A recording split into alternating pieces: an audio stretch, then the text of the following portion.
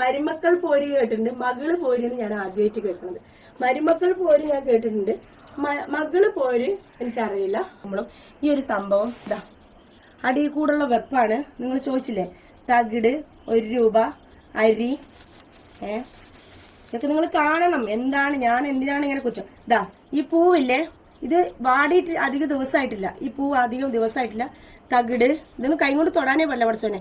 ഇതാ 1 രൂപ, അരി. ഈ ഒരു കാണിക്കേ, ഈ ഒരു സാധനങ്ങള് ഇവിടെ കൊടുന്ന് വെച്ചിരിക്കണേ. എന്തിനാണ് എന്നെ കാണണ്ടാടാ? എന്തിനാണറിയോ?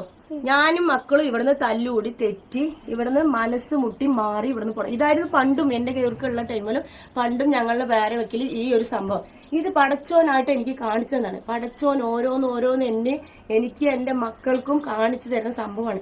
ഈ ഒരു പെറ്റ തള്ള ചെയ്യണ പരിപാടിയാണ്. 2 കൂടും തകിട് കൊടുന്നിട്ട് ഇതിന്റെ ഉള്ളിൽ ഡപ്പ ഇത് പൂട്ടിയിട്ടാണ് പോവല്. ഈ സാധനം പൂട്ടാൻ പറ്റും.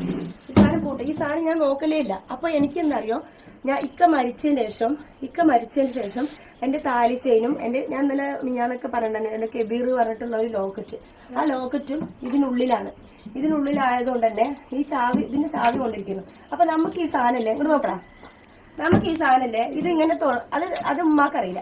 ഇതിങ്ങനെ ഒരു ജസ്റ്റ് ഒന്ന് ഇങ്ങനെ പുഷ് ചെയ്തിട്ട് ഇങ്ങനെ ഒരു വലിച്ചു പറഞ്ഞാൽ ഈ സാധനം വരും. പൂട്ടിന്റെ സംഭവം, ഈ പൂട്ടിന്റെ ആവശ്യമില്ല. അപ്പൊ സ്വന്തം മകളിലെ പേരക്കുട്ടികളെ ഇവിടുന്ന് മനസ്സ് മുട്ടി ഇവിടുന്ന് പോവാൻ വേണ്ടിയിട്ടും 2 പെൺകുട്ടികളെ ഇവിടെ ഇപ്പൊ 2 മാസം വെക്കേഷനാണ്. ഞാൻ പോയിട്ട് വേണം അവർക്ക് ഇവിടെ വന്നിരിക്കാൻ. അതിനു വേണ്ടി ചെയ്തു വെച്ചാണ്. എന്താണ് അടിയിൽ കൂടുള്ള പണി എന്നുണ്ടല്ലോ. അപ്പൊ ഇതാണ് അടിയിൽ കൂടുള്ള പണി. അറിയാത്തവർക്ക് വേണ്ടിയിട്ടാണ് ഇങ്ങനത്തെ സംഭവങ്ങൾ ഉണ്ട്. നമ്മുടെ നബിക്ക് പോലും സിഹർ ബാധിച്ചിട്ടുണ്ട് എന്നാണ് ഞാൻ പഠിച്ചത് ഒരു വിവരം. അപ്പൊ നമ്മുടെ നബിന്റെ അനുയായികളായ നമുക്ക് എന്തായാലും ബാധിക്കും. അപ്പൊ ഇത് കണ്ടല്ലോ, ഇത് എന്റെ പടച്ചോൻ എനിക്ക് കാണിച്ചു തന്നാണ്, എനിക്ക് എന്റെ മക്കൾക്കും കാണിച്ചു തന്നില്ല. പക്ഷെ ഞാൻ പറയാണ്, ആ ഒരു നഷ്ടം വല്ലാത്തൊരു നഷ്ടമാണ്. അത് ചെയ്തതും വല്ലാത്തൊരു തെറ്റാണ്. കാരണം ചെയ്യാൻ പാടില്ലാത്ത ചെയ്തു. ഇനിയിപ്പോൾ അത് പറയണില്ല, അത് കുറ്റമാണ് പറയണ്ട, ഞാൻ എൻ്റെ കാര്യം പറഞ്ഞാണ് കേട്ടോ. പിന്നെ എൻ്റെ സൗണ്ട് കുറച്ച് പ്രശ്നമാണ്. കാരണം ചങ്കിലും നെഞ്ഞത്തൊക്കെ കയറി അടിച്ച ആൾക്കാരായതുകൊണ്ട് ചങ്കിൻ്റെയൊക്കെ സൗണ്ടൊക്കെ പോയി കിടക്കുകയാണ്. കാരണം തൈറോയിഡിൻ്റെ സർജറി ഒക്കെ കഴിഞ്ഞാണല്ലോ. അപ്പോൾ ഈ ചങ്ക് കയറി പിടിക്കുന്ന ആൾക്കാർക്കും മനസ്സിലാക്കണത് നമുക്ക് തൈറോയിഡിന് സർജറി കഴിഞ്ഞിട്ടുണ്ടെന്ന് അവർക്കറിയില്ലല്ലോ. അവർ ആ അടിയിൽ ആ ഉക്കിൽ ഞാൻ തന്നെ വലിയ ആള് എന്ന് പറഞ്ഞിട്ട് വലിയ കേമന്മാരും കേമത്തികളായിട്ട് തല്ലിയതാണ്.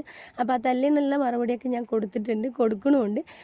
സൗണ്ട് പോയി അറിയില്ലേ, സൗണ്ട് ശരിക്കും പോയി. 2 ആഴ്ച റെസ്റ്റ് എടുക്കാൻ പറഞ്ഞിരിക്കും. ലൈവ് ഒന്നും ഇടാൻ പറ്റില്ല ഇനി.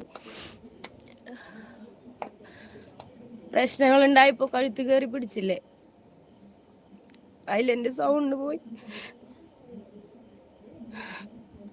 ഡോക്ടറെ കാണിച്ചിട്ട് പോയി മരുന്ന് തന്നിട്ട്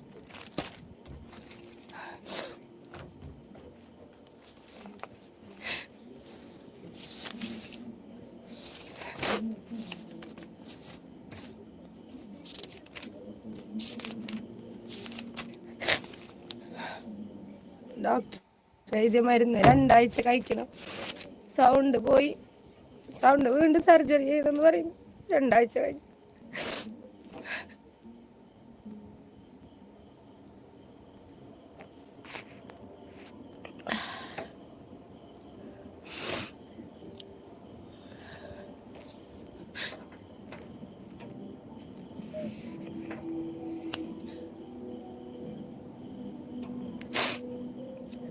എന്തിനാ അങ്ങനെ ദ്രോഹിക്കുന്നറിയില്ല, എനിക്കറിയില്ല. എൻ്റെ മക്കൾ എന്നെ ഒരുപാട് ദ്രോഹിക്കുന്നു.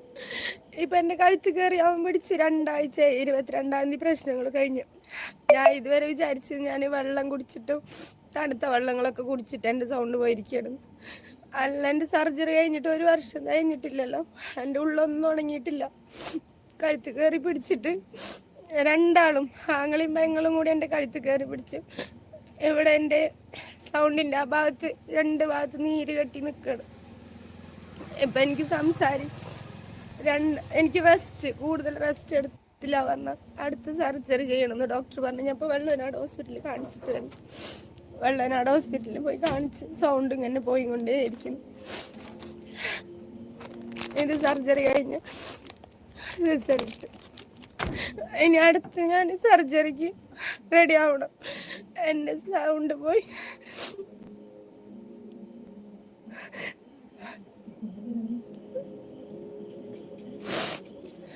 എല്ലാരും കൂടി കൊല്ലാൻ നോക്കുന്നു.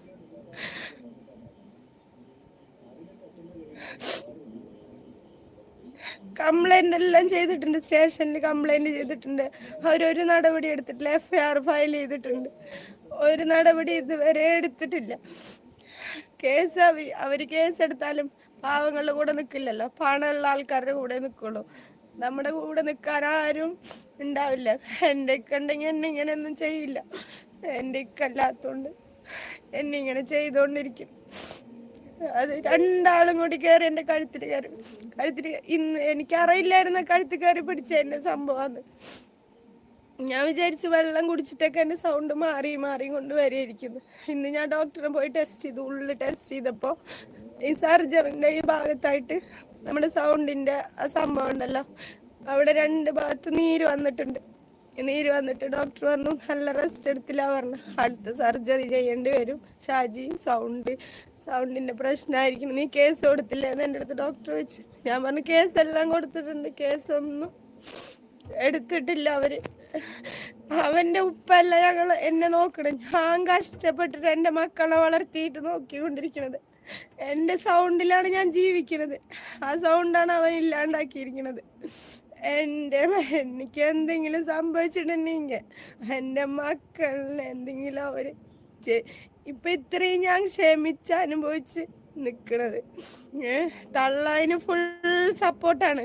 എന്നെ തല്ലുമ്പോഴോ എൻ്റെ കഴുത്ത് കയറി പിടിക്കുമ്പോഴോ ഒക്കെ കയറി നോക്കി നിൽക്കുന്നുണ്ടായിരുന്നു.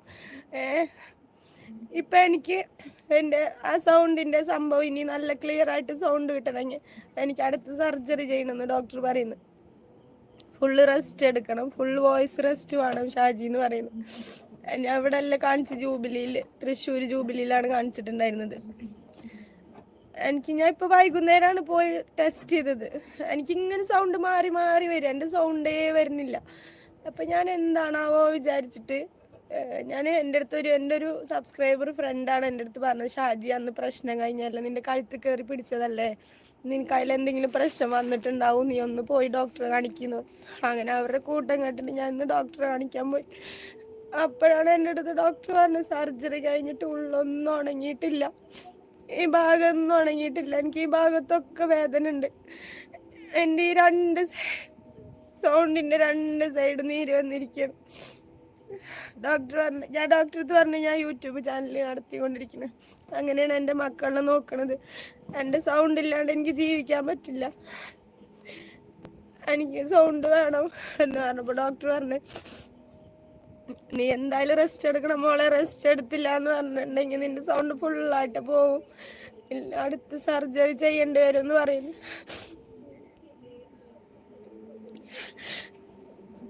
എന്തിനാ ഇങ്ങനെ കൊല്ല ചെയ്യുന്നത് എനിക്കറിയില്ല. ഞാൻ എൻ്റെ മക്കൾ ഒരാളെയും ശല്യപ്പെടുത്താം, ഞാനുണ്ട് എൻ്റെ പാടുണ്ട് പറഞ്ഞിട്ട് പോകുന്നു. ഒരാളുടെ അടുത്ത് 1 ഉറുപ്പ്യ ചോദിക്കാൻ ഞാൻ പോണില്ല. 2 കൊല്ലമായിട്ട് എൻ്റെ ഇക്ക മരിച്ചു. ഒരാളുടെ അടുത്തും ഇന്നേ വരയ്ക്ക് 1 ഉറുപ്പ്യ തരീന്ന് പറഞ്ഞിട്ട് എൻ്റെ അടുത്ത് അങ്ങോട്ട് പിടുങ്ങാന്നല്ലാണ്ട് ഇങ്ങോട്ട് ഒരാളുടെ അടുത്ത് ഞാൻ പോയിട്ടില്ല. എന്നെയാണ് ഈ പണി ചെയ്തിരിക്കുന്നത്. ഉറപ്പായിട്ട് ഞാൻ അവനെ കോടതി കയറ്റും, ഇപ്പൊ എന്ത് വന്നാലും വേണ്ടില്ല. ഞാൻ വിചാരിച്ചത് സാധാ നമ്മൾ വെള്ളം കുടിച്ചാ, എനിക്ക് തണുത്ത വെള്ളമൊക്കെ കുടിച്ചാൽ ജലദോഷവും കാര്യങ്ങളൊക്കെ വരും, അതിലെൻ്റെ സൗണ്ട് സർജറി കഴിഞ്ഞിട്ട് എൻ്റെ സൗണ്ട് പോയിട്ടേ ഉണ്ടായിരുന്നില്ല. അപ്പൊ എൻ്റെ നോർമൽ സൗണ്ട് എനിക്ക് വരുന്നേ ഇല്ല. എൻ്റെ സൗണ്ട് മാറിയിട്ട് ഓരോ ദിവസം കഴിയുന്തോറും എൻ്റെ സൗണ്ട് മാറിയിട്ട് തന്നെ വരിക. വലിയ സൗണ്ട്, ആണുങ്ങളുടെ സൗണ്ട്, അതുപോലെ തന്നെ ഷൗട്ട് ചെയ്ത് സംസാരിക്കുക. ഡോക്ടർ പറഞ്ഞു ഷൗട്ട് ചെയ്ത് സംസാരിക്കുമ്പോഴും ഇപ്പൊ എൻ്റെ അടുത്ത് പറഞ്ഞിരിക്കുന്നു കുട്ടികളടക്കം ഇങ്ങനെ ഉറക്ക വിളിക്കണ്ട, അതുപോലെ സൈലന്റ് ആയിട്ട് സംസാരിക്കുക. ലൈവ് ഞാൻ യൂട്യൂബിൽ ലൈവ് ഒക്കെ ഇടുന്നുണ്ട് പറഞ്ഞപ്പോ ലൈവ് ഒന്നും ഇടണ്ട മോളെ, സൗണ്ടിന് ഭയങ്കരമായിട്ട് ബാധിച്ചിട്ടുണ്ട്, സർജറി ഇപ്പൊ കഴിഞ്ഞിട്ടല്ലേ ഉള്ളൂ, നീ നല്ല റെസ്റ്റ് എടുക്കണം എന്ന് പറഞ്ഞു. അവൻ എൻ്റെ കഴുത്ത് കയറി പിടിച്ചു. എനിക്കൊന്നും ചെയ്യാൻ അറിയാനിട്ടല്ല. എൻ്റെ അടുത്ത് ഒരുപാട് പേര് അവൻ്റെ ഫോട്ടോ കാര്യങ്ങളൊക്കെ അയച്ചിട്ട് നിയമപരമായിട്ട് അവരൊന്നും ചെയ്യില്ലെങ്കിൽ ബാക്കിയുള്ള കാര്യങ്ങൾ ഞങ്ങൾ നോക്കാന്ന് പറയുന്നുണ്ട്. ഞാൻ ഇന്ന് SIക്കും കാര്യങ്ങൾക്കും ബാക്കിയുള്ളവർക്കൊക്കെ വിളിച്ചിട്ടുണ്ട്. എൻ്റെ സൗണ്ടിന് എന്തെങ്കിലും സംഭവിച്ചിട്ടുണ്ടെങ്കിൽ ബാക്കി കാര്യങ്ങൾ ഞാൻ അപ്പം പറഞ്ഞുതരാം. എൻ്റെ സൗണ്ട് കൊണ്ടാണ് ഞാൻ ജീവിക്കണത്, എൻ്റെ മക്കളെ നോക്കണ എൻ്റെ സൗണ്ട് കൊണ്ടാണ്. എൻ്റെ സൗണ്ടിന് അവള് കാരണം അവള് കെട്ടിക്കൊടുത്ത് അവള് ഇവിടെ വന്നിട്ട് തല്ലുണ്ടാക്കി പ്രശ്നം ഉണ്ടാക്കി. അവര് 3 കേട്ടാണ്ടിരിക്കില്ല. എന്റെ മാമ എന്നെ തൊട്ടിട്ടില്ല. എന്റെ മാമ എന്നെ തൊടാത്തോണ്ട് തന്നെ എന്റെ മാമാകന്റെ പേരിൽ ഞാൻ കേസും കൊടുത്തിട്ടില്ല. തൊട്ടത് അവരുടെ തല്ലിയനുള്ളത് നമ്മൾ കൊടുക്കണമല്ലോ. വീട്ടിൽ കയറി തല്ലിയതാണ്. വീട്ടിൽ കയറി തല്ലി ചങ്കിലും കയറി പിടിച്ച് നെഞ്ഞത്ത് കയറി ഇരുന്ന് കുത്തിയതാണ്. അപ്പം അതിനുള്ള മറുപടി നമ്മൾ, കാരണം ഒരു പെൺകുട്ടി ഭർത്താവില്ലാണ്ട് ഒറ്റയ്ക്ക് ജീവിക്കുന്ന കുടുംബത്തിൽ കയറി തല്ലുണ്ടാക്കുമ്പോൾ ഇങ്ങോട്ട് വന്ന് നെഞ്ഞത്ത് കയറിയതാണ്. അങ്ങോട്ട് ഒരിക്കലും പറ്റില്ല. ഞാൻ എൻ്റെ എളാമാൻ്റെ മക്കളിനായിട്ട് സംസാരിക്കുക, എൻ്റെ എളാമാൻ്റെ മക്കളിനായിട്ടുള്ള പ്രശ്നം തീർക്കുമ്പോൾ അതിൻ്റെ ഇടയിൽ കയറി ഗോളടിക്കാൻ പറയില്ല, അതിൻ്റെ ഇടയിൽ കയറി കളിച്ചാൽ. എന്നാൽ രാവിലെ ഇവിടെ പ്രശ്നം നടക്കുന്ന ടൈമിൽ കയറി ഗോളടിക്കാനോ വന്ന് സംസാരിക്കാനോ ഒന്നുമില്ല. അപ്പം ചത്ത പോലെ കിടന്നുറങ്ങിയിരുന്നു. അങ്ങനെ അത് കഴിഞ്ഞിട്ട് വലിയ ആളായതാണ്. അപ്പോൾ അതിനുള്ള മറുപടി ഞാൻ കൊടുക്കണ്ടേ? അപ്പോൾ എന്നെ കയറി തല്ലിയനും എൻ്റെ മക്കളെ വിഷമിപ്പിച്ചതില് എൻ്റെ മക്കള് കരഞ്ഞിട്ടുണ്ട്. എന്നെ ഹോസ്പിറ്റലാക്കുന്നതിനുള്ളത് എല്ലാ മക്കളും അറിയണം. എന്റെ മക്കൾ അറിയണം. എന്റെ മക്കള് അറിയാത്ത ഒരു സംഭവം ഉണ്ടാവാൻ പാടില്ല. കാരണം ഇപ്പൊ വളർന്നു വരുന്ന സാഹചര്യം എന്താണ്, ഏതിലൂടെയൊക്കെയാണ് നമ്മൾ കടന്നു പോണത്. അടുത്ത് അവര് വളർന്നു വരുന്ന അവര് നാളെ അവരുടെ ഉപ്പാനെ പോലൊരു വ്യക്തി ആവുമ്പോൾ എന്തൊക്കെ നമ്മൾ നേരിട്ടു എന്ന് എന്റെ മക്കൾ അറിയണം. എന്റെ മക്കൾ അറിയാത്ത ഒരു കാര്യം മക്കളുടെ മുന്നിൽ അങ്ങനെ പറയാൻ പറ്റില്ല. എടോ, മക്കളുടെ മുന്നിലാണോ തുണി നോക്കി കാണിക്കുന്നത്? മക്കളുടെ മുന്നിലാണോ ഈ അരക്കുന്ന കീപ്പിട്ടുള്ള അനാവശ്യങ്ങൾ പറയുന്നത്? എന്റെ അനിയത്തിമാരുടെ മക്കൾ വന്ന വായി തോന്നി അനാവശ്യമാണ്. കള്ളൂടി എന്റെ മക്കൾ അനാവശ്യേ പറയൂ. അപ്പൊ അവൾക്ക് ഞാൻ 1:30-2 മണിക്ക് അപ്പൊ ആ ടിവിന്റെ കാര്യം, അങ്ങനെ ആ ടിവി ഈ മിനിറ്റ് ഓഫ് ആകുമ്പോ ഈ തള്ള ഇവിടെ നിന്ന് എണിച്ചു പോയി ആ ടി വി ഓണാക്കി കൊണ്ടേയിരിക്കും. അത് നിങ്ങൾ ആലോചിച്ചോളൂ. എന്റെ കുട്ടികൾക്ക് കൊച്ചു ടി വി വെച്ചു കൊടുക്കാറില്ല. 1.5 കൊല്ലമായിട്ട് നേരെ പിടിക്കാൻ പോകും. 1.5 കൊല്ലമായിട്ട് കേബിളിന്റെ ബില്ലും കറന്റ് ബില്ലും ബാക്കിയുള്ളതും വെള്ളത്തിന്റെ ബില്ലും എല്ലാ സംഭവങ്ങളും ചെയ്യുന്ന എന്റെ കുട്ടികൾക്ക് ടി വി ഇട്ട് കൊടുക്കാറില്ല, കൊച്ചു ടി വി ഇട്ട് കൊടുക്കാറില്ല. എന്നിട്ടാണ് ഞാൻ റൂമിൽ എന്റെ കൈവിർക്ക എനിക്ക് മരിച്ചു പോണതിന് മുന്നേ LED TV മേടിച്ചിട്ടുണ്ടായിരുന്നു. ഞങ്ങളിവിടെ വാടകയ്ക്ക് ഇരിക്കുന്ന ടൈമില് എനിക്ക് ഇല്ലാത്ത സാധനങ്ങളില്ലാട്ടോ എനിക്ക് മേടിച്ച